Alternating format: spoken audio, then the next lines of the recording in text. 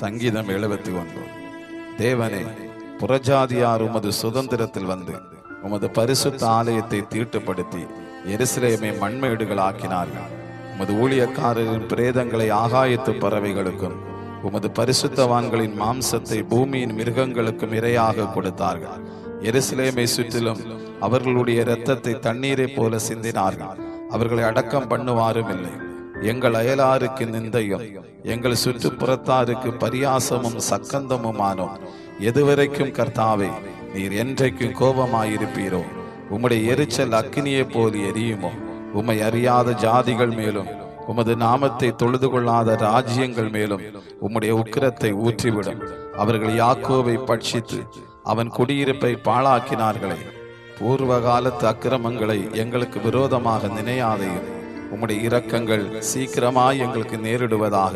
நாங்கள் மிகவும் தாழ்த்தப்பட்டு போனோம்.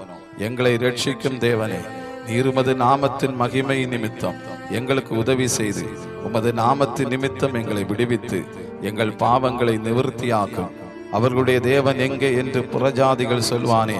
உமது ஊழியக்காரருடைய சிந்துண்ட இரத்தத்தின் பழிவாங்குதல் ஜாதிகளுக்குள்ள எங்கள் கண்களுக்கு முன்பாக விளங்கும்படி செய்யும். கட்டுண்டவனுடைய பெருமூச்சு உமக்கு முன்பாக வரட்டும். கொலைக்கு நியமிக்கப்பட்டவர்களை உமது புயபலத்தினால் உயிரோடே காத்தருளும். ஆண்டவரே, எங்கள் அயலார் உம்மை நிந்தித்த நிந்தையை ஏளத்தனையாக அவர்கள் மடியிலே திரும்ப பண்ணும்.